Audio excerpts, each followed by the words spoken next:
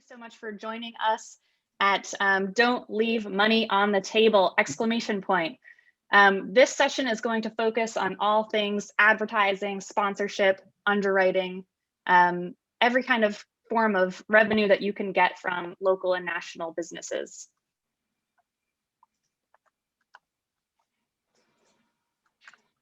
Okay. I will be your leader through this session today. I'm going to kick us off with a brief introduction. My name is Emily Roseman and I am INN's research director.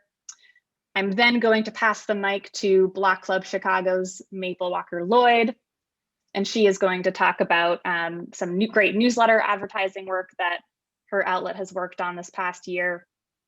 We're then going to turn it over to Grist's Brian Troyer to talk about earned revenue and particularly sponsored content at Grist.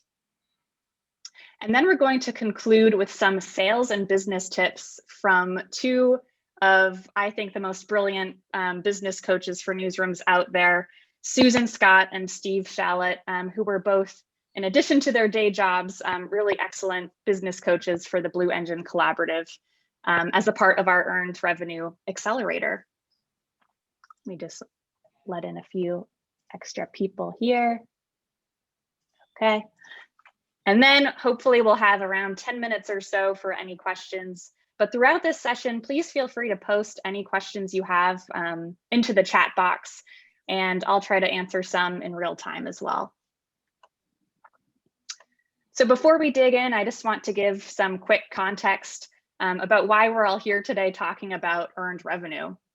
About a year or so ago, INN teamed up with the Google News Initiative and the Blue Engine Collaborative to create this new sponsorship lab that focuses on earned revenue for nonprofit newsrooms.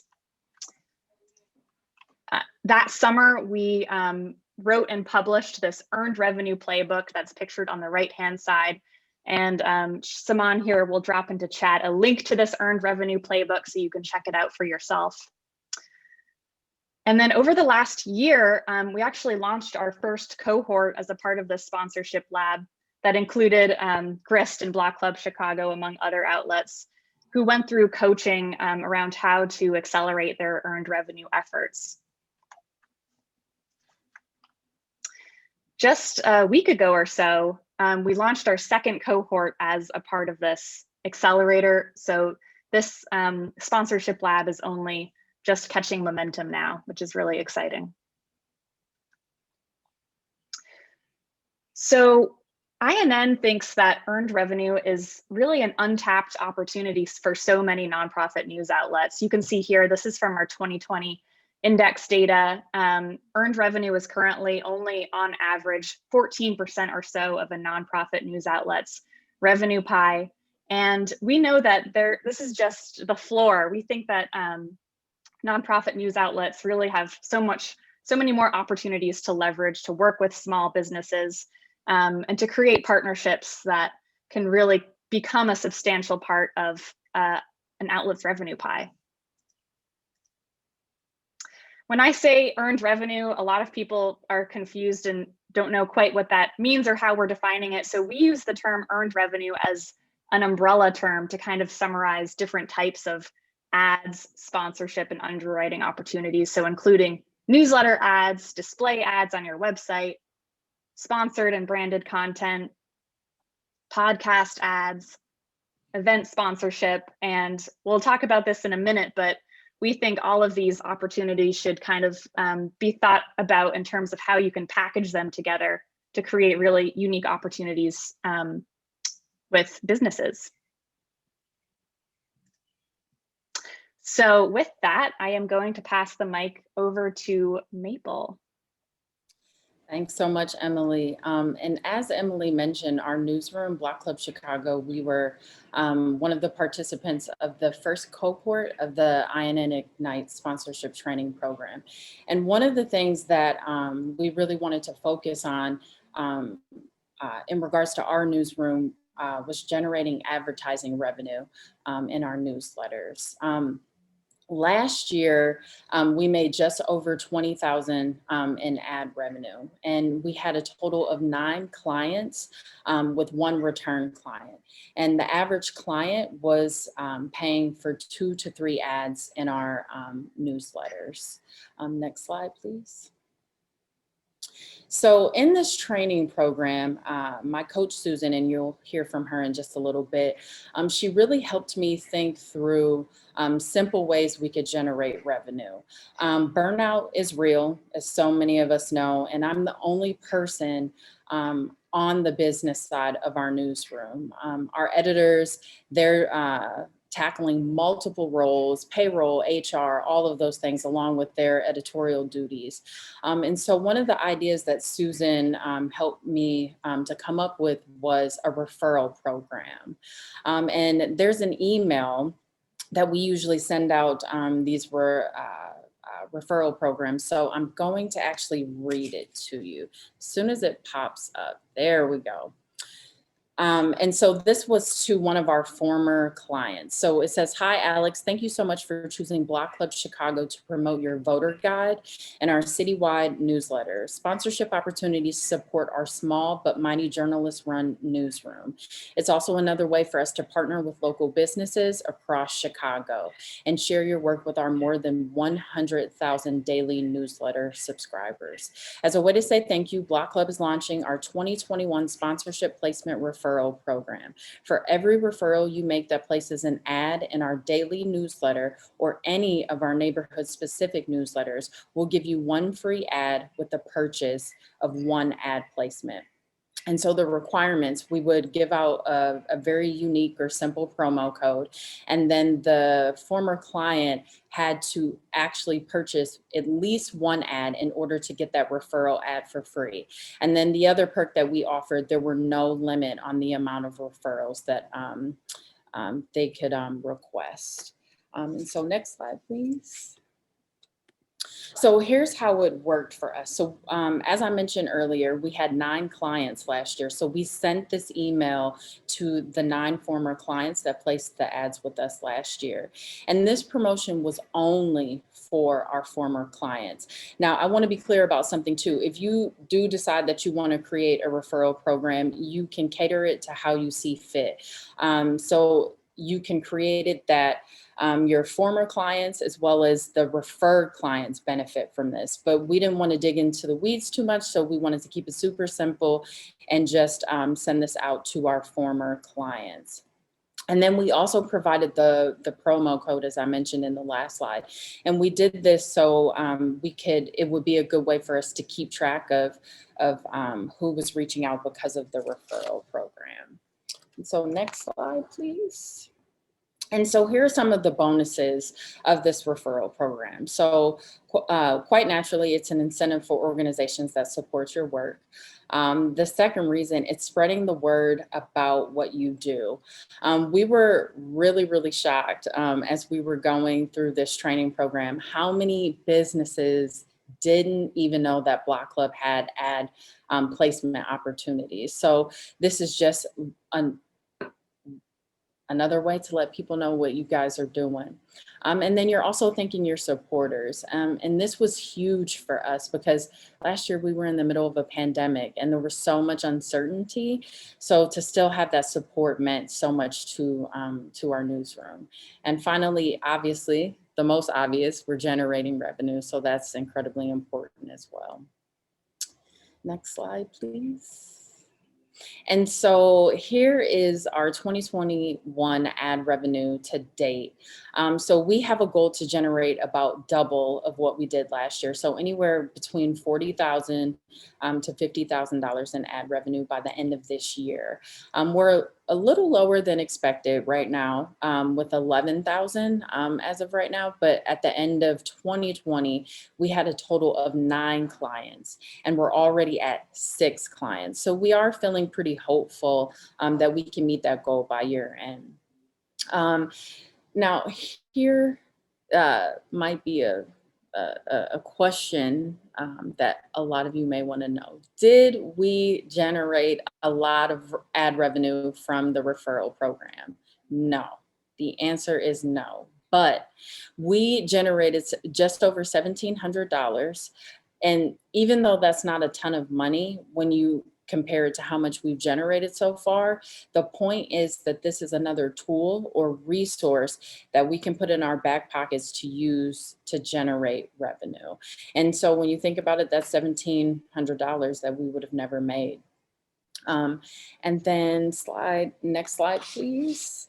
And then the key lessons that we learned from this training program.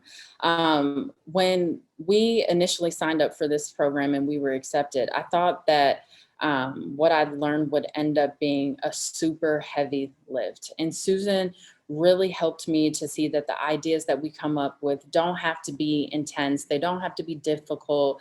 They don't have to be labor intensive. They can be super, super simple.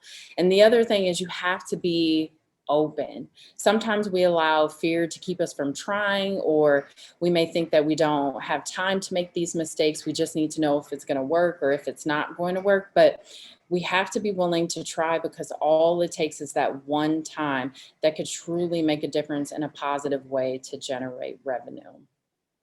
And so I want to thank you guys for taking a moment to listen to how our team is generating revenue, and I'll pass it over to Brian from GRIS. Thanks, Mabel. Hi, folks. This is Brian from GRIS. For anyone that's not familiar, we're a nonprofit independent media organization dedicated to telling stories focused on climate justice and solutions. So similar to Block Club Chicago, we were involved in the INN GNI sponsorship program. So I'm happy to share what we learned through that program here and a little bit about where we found success over the past year or so. So yeah, our focus heading into 2021 was continuing success with sort of some of our top selling line items. Historically, those have been sponsored content, dedicated emails. So emails we send out to a list of dedicated subscribers that have opted in when subscribing to one of our newsletters, and then display advertising. We offer that both on our website and in our newsletters. So on top of focusing on those things individually, we've also been focused this past year on packaging some of those offerings together into longer term partnerships. So I can share more on that in a bit. But one other thing I wanted to mention here is that GRIS actually recently rebranded back in March. So one of our focuses as we headed in to our FY21 was leveraging that rebrand to secure some longer term partnerships as well. Next slide. So yeah, here's our results so far through FY21. And just for awareness, our FY kicks off in October. So we're heading into Q4 here at the end of June. So I have a comparison there on the right that you'll see for FY21 and FY20 last year. So overall, we increased our earned revenue by 71% this year just through 2 quarters.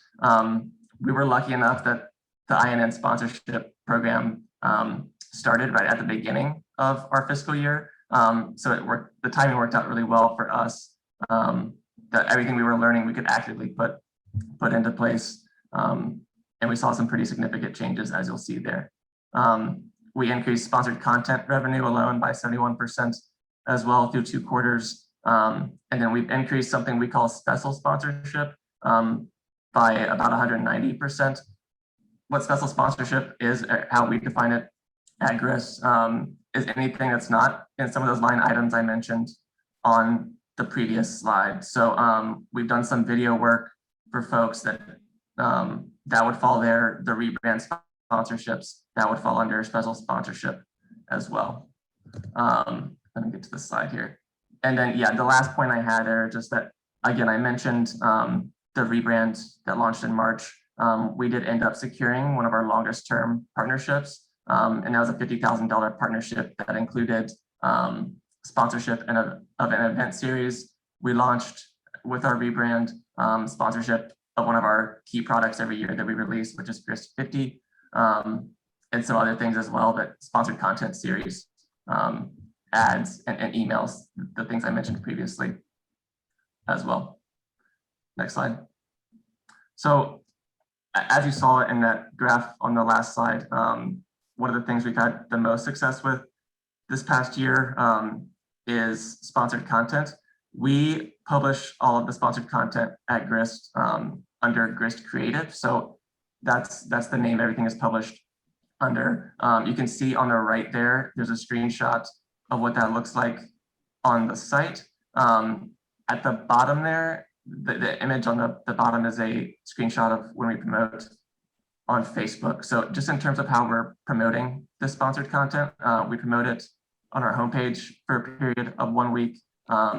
We promote it in our newsletters, which you'll see the daily newsletter included there. And then we promote it organically on social as well, so Facebook and Twitter. On top of the organic promotion, we take 5% of whatever the budget ends up being, and we put that as paid promotion on Facebook. That's where we've seen the most traction in terms of driving folks to the post. So we're doing a bit of paid spending as well. So that's what promotion looks like. In terms of how we put the stories together, everything is written by us. So I work with a team of freelance, about 3 or 4 freelance writers, and a really great freelance editor that helps us out with these stories. That just helps to keep all these stories separate from our editorial side of the house. We do have a strict firewall between the earned income side that I'm managing and our editorial side. So this approach helps keep that line firm. So we sort of work with partners to develop a sort of broad topic or theme they want us focusing on. We share a story summary with them for approval.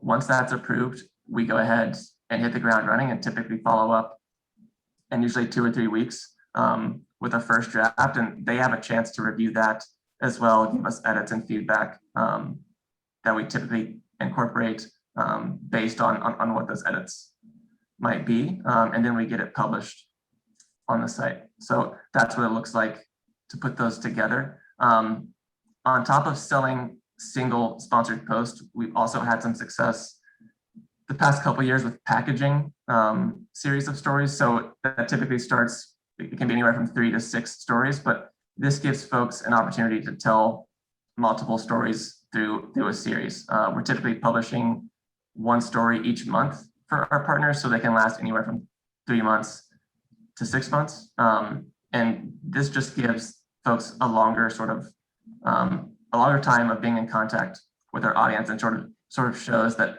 this is a partnership with Grist, and they care about Grist. It's not just a one-off story that they want to run to get the word out about whatever the initiative might be.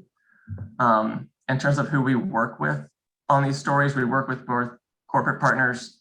You'll see Climeworks included in these examples on the right, but we work with foundation partners as well. So these are folks that we might have a relationship on the development side of house, and sometimes they'll approach us that they're interested in doing some storytelling.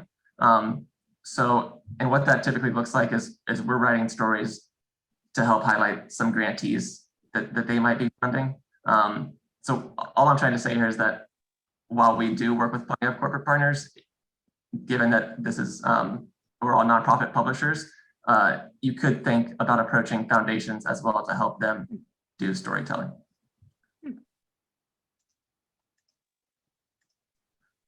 Next slide. Oops. So yeah, all that to say, these are some key lessons that we have learned. Excuse me, and actually I think we might have skipped a slide. Yeah, there we go, packaging our offering. So again, these are things that we learned through INN program as well, but one of my key takeaways from the program was don't sell widgets, sell solutions. So, and Steve, actually one of the coaches on this call, he'll speak soon. He sort of brought that to the forefront in one of our one-on-ones. And again, that was one of my key takeaways, but just because someone comes to you looking for, say, a display ad, getting on a call and learning about what they're trying to communicate with their audience is the first thing I always try to do. If they're trying to tell some sort of story about a campaign or initiative they have going on, a sponsored piece is going to do that better than a display ad would if they're trying to tell a story. So just because someone reaches out about an email or an ad doesn't mean you can't explore other opportunities. So that was one of my key takeaways from the program. I've mentioned packaging our offerings a couple of times. Again, this just gives the advertising partner several touch points over the course of 3 to 6 to sometimes a year, 3 to 6 months to a year of engaging with our audience. So it keeps them top of mind as our readers become used to seeing them on the site. They're obviously going to be more likely to interact with that ad placement, email, or sponsored piece. The last thing I have here is leveraging any existing content or opportunities you have for sponsorship. So I'm always checking in with our edit side just to see about any sort of editorial series coming up that might have sponsorship opportunities. Again, we leveraged our rebrand to secure 2 long-term partners. Those are both year-long partnerships. So I realize not everyone's going to be doing a rebrand. It's very rare, but anything like that, any sort of big series. I mentioned Grist 50, that's something we produce and publish each March. So anything that you're producing annually like that, I would encourage folks to seek sponsors for. Next slide. So yeah, key takeaways from the GNI INN Sponsorship Lab for Grist.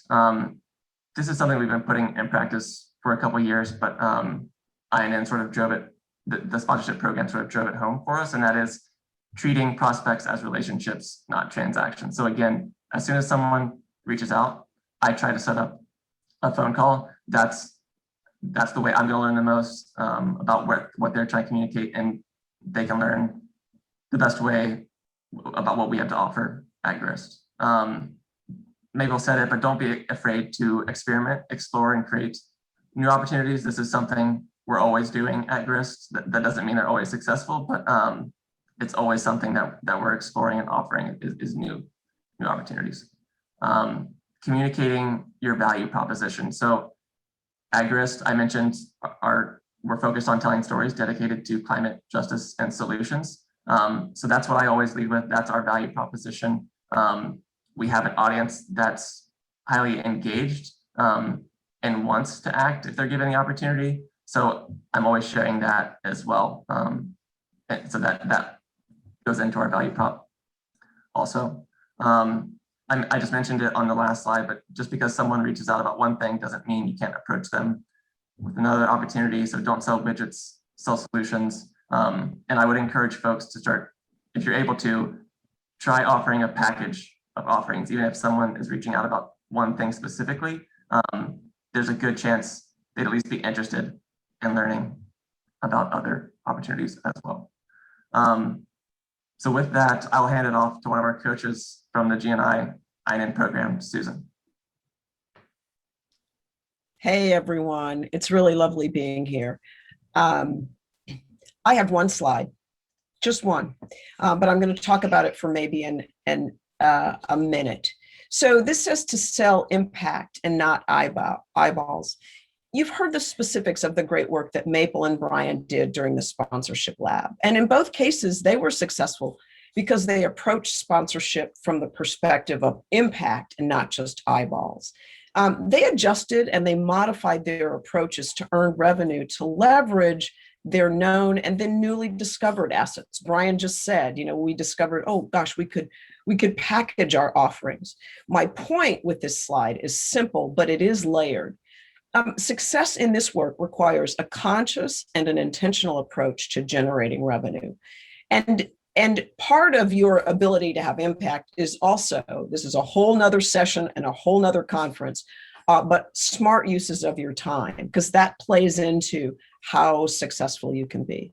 But this work here is not just about features and benefits. And you're going to hear more specifics from Steve about how to bring this slide to life in your organizations. I'm not saying that eyeballs don't matter, but what I am saying is that likely none of us can compete with larger, better known brands and sites. And so that's not the work that we should be doing. We're not going to be successful that way. They can compete on eyeballs. We can compete on impact. So it's important to establish a feedback loop. You're not going to know your site's impact if you're not in the habit of asking both your clients and your audience through polling and questions what they liked, what they didn't like, so that you can constantly refine. And then finally, as you get clear about what your organization does better than anyone else, and you begin to test and leverage those elements that make you unique, whether that's a small dedicated email list, a topic that no one else reports on, an audience that over-indexes on participation or time on site, or an audience that really responds to packaging sponsorship elements, your specialties and your unique attributes are going to enable you to take a really fluid approach to how you grow your sponsorship business and ensure that you're selling proven, measurable impact. And with that, for the sausage making, I turn you over to, oh my gosh, my wonderful partner, Steve Shallett. Awesome. Thank you, Susan. And thanks everybody for being here, and to Mabel and Brian for sharing their case studies. And I'm going to try to just break all of this down into real lay terms, because you know, selling is not really that hard if you approach it properly. It can be really onerous if you let it be. So I just want to kind of make this as simple as possible, because even though I've been doing this a long time, I've found that in order to kind of sustain myself, I'm always challenging myself to boil it down to its essence, and that carries me through. And the bottom line is, just get out there and do it. We want to have a quote unquote a bias towards action. What does that mean? It means we don't want to get too caught up in our minds about, like, do we have the right presentation? Do we have the right products yet? Are all of our I's dotted and you know, T's crossed? I mean, we don't want to get caught up in all of that so that we become paralyzed and incapable of action.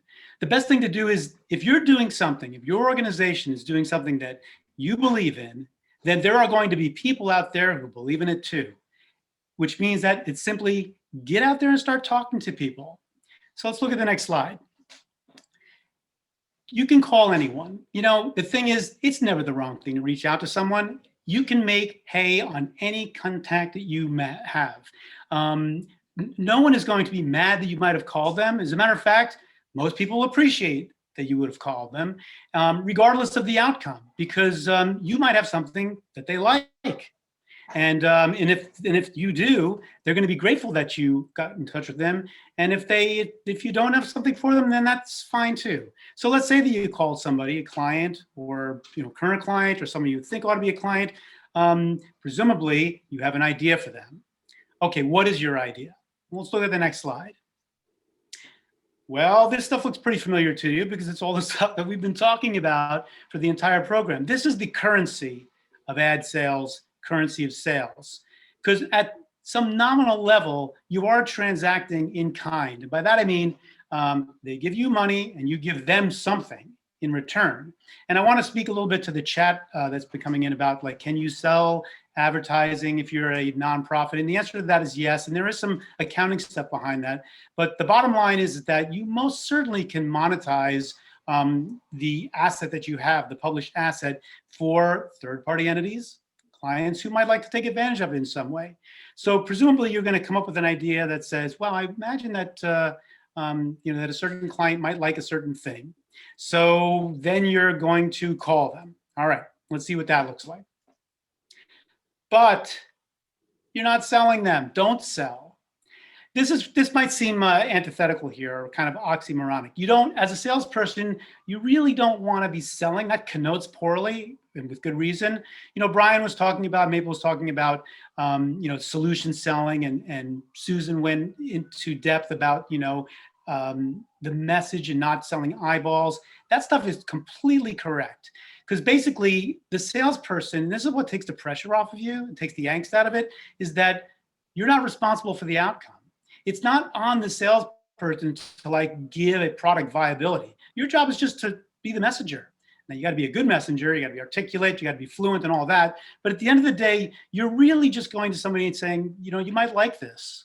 And if they do, great. And if they don't, that's also okay. But it's not your responsibility as a salesperson, business side person. It's not your job to be responsible for whether somebody buys or not. There are too many other factors out of everyone's control for you to even begin to shoulder that burden.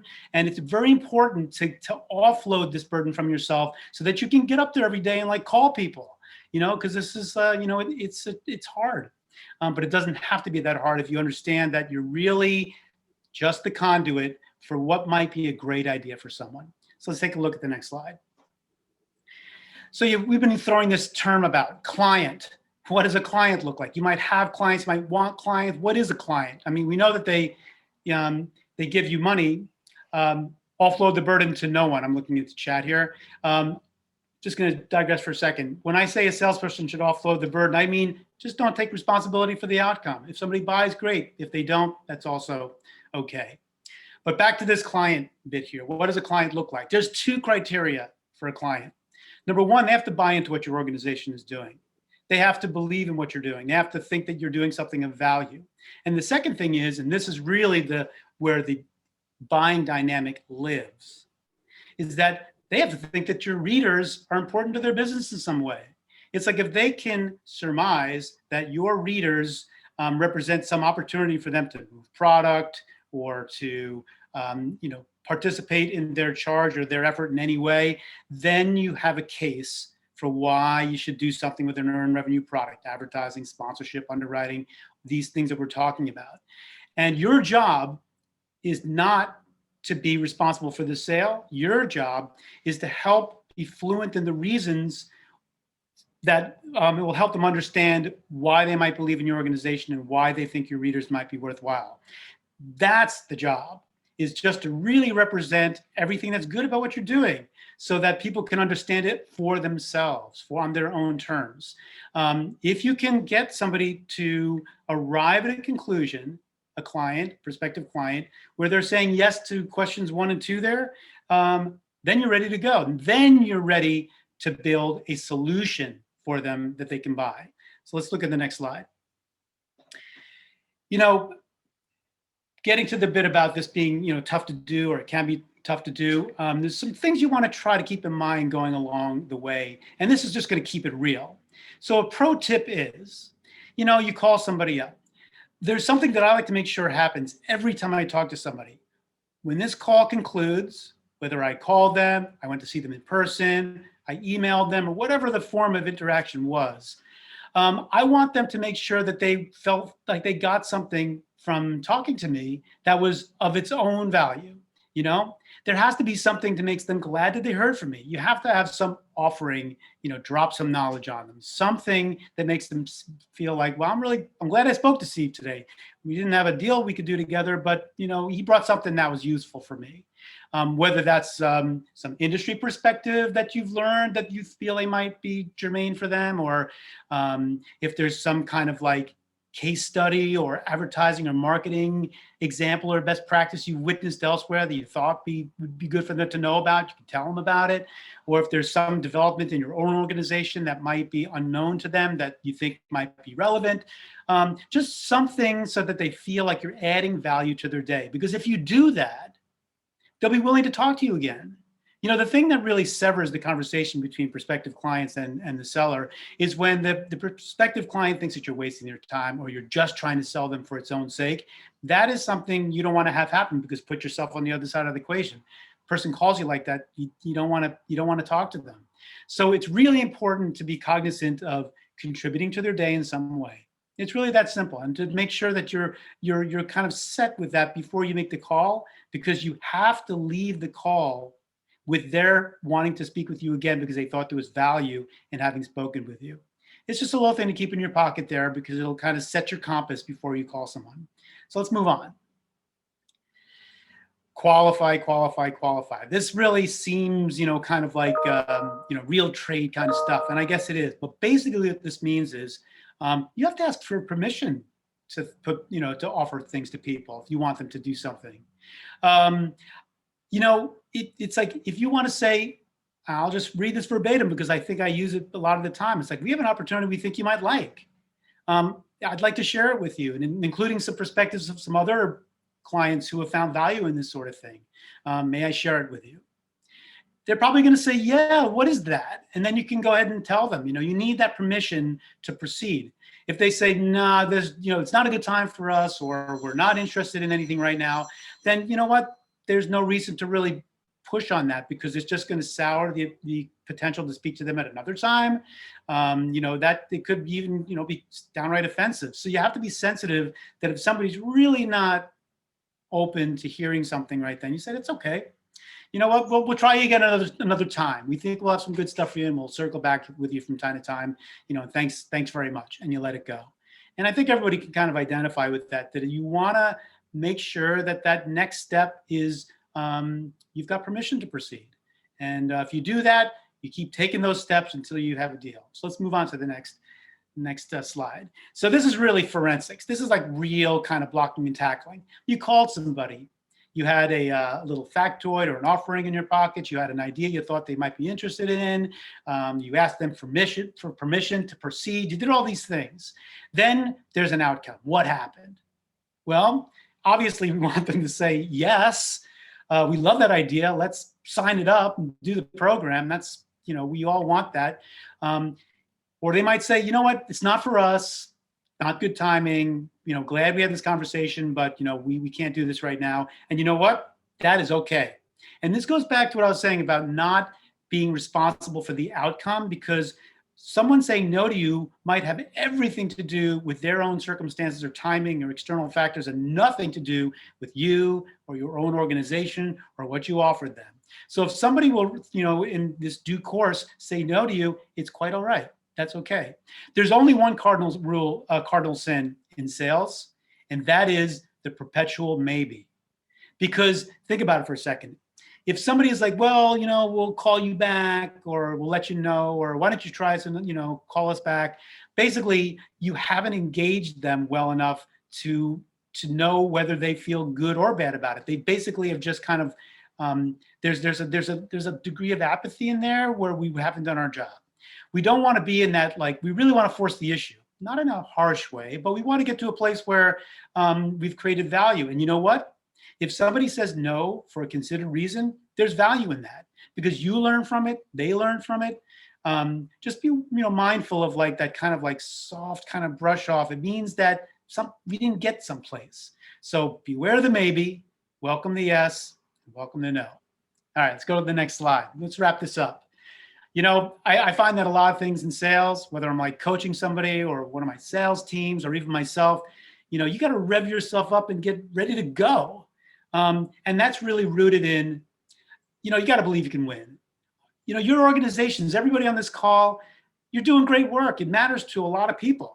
And you should be proud of that, and really be confident to tell people that, we've got some really great stuff going on here, and there's a lot of relationships that we have that are quite fruitful, and there might be something good for us here together. I mean, you can be as kind of like, colloquial as you want in the terminology, say whatever you want, but the reality is that if you're doing great work, and there are going to be people out there who are going to want to do business with you. So you just need to be that messenger and open up that channel of communication, because there will be things that mature into revenue. And when you do that, then you just keep repeating it, because success begets success. So I hope that's just not too kind of like, non-specific and too lay in its terminology. But I just believe that, like, sales is a very human thing. And you're just going to talk to people and tell them what you got. That's really great. And people are going to hear you, and you're going to do business. So hope that's helpful. And feel free to reach out anytime. Thank you. Awesome. Steve, Susan, Maple, and Brian, thank you so much. That was fascinating. I've seen some folks, Susan, shout out to you for answering some questions in chat. I'm seeing some other questions trickle into. We have everyone's emails up on this screen. We have, 5 minutes or so now to address some questions, but feel free to shoot emails directly to these very generous folks on the screen here.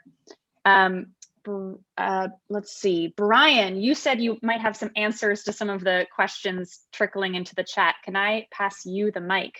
Sure thing. Yeah, there were a few questions in there for me, I think. So Allison asked what kind of paid promotion we do on Facebook for our sponsored posts.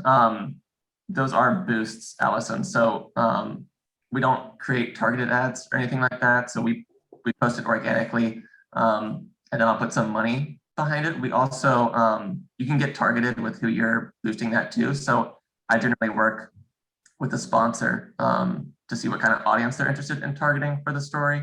But yeah, those are boosts, not targeted ads. Barbara asked if foundations are paying for that storytelling. I mentioned that we work with both corporate partners and foundations.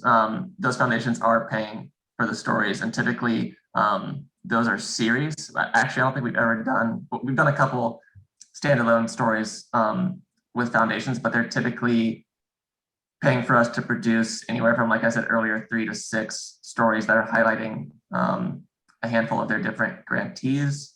And those can be foundations that we have giving relationships with.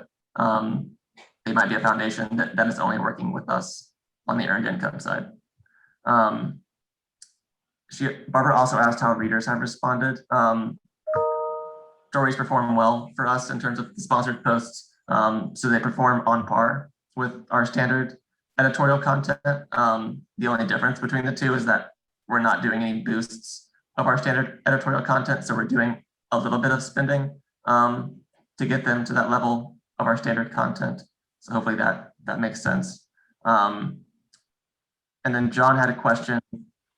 Are there any specific strategies for generating revenue around a limited series? I mentioned earlier, I'm just making sure that I'm always keeping lines of communication open with our edit side to learn about what those series or stories might be. That way I can sort of formulate what a proposal might look like, what components we'd be able to include in a sponsorship package. So just staying in touch on the edit side and seeing what's coming down the pipeline.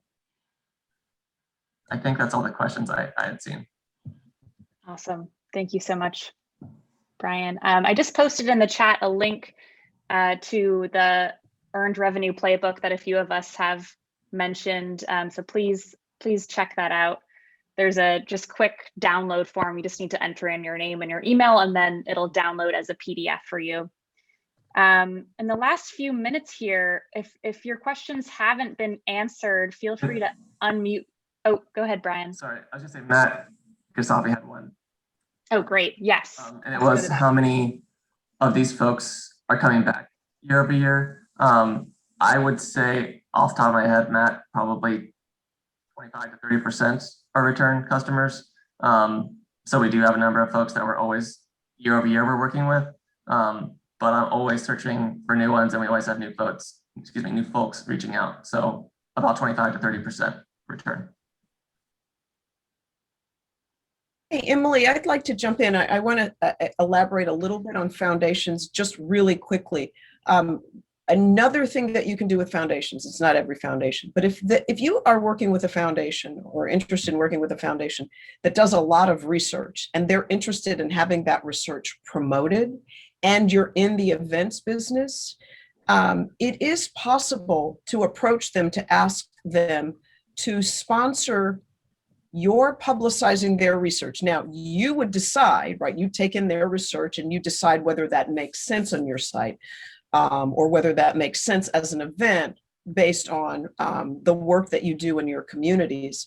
But a thing that we didn't talk about is that we have seen foundations viewing that as an acceptable way to have their story told. So the foundation isn't on your panel or at your event, but they will invest in having their story told and dissected, if you will, their research dissected in a discussion that would be of interest to your audience or your community.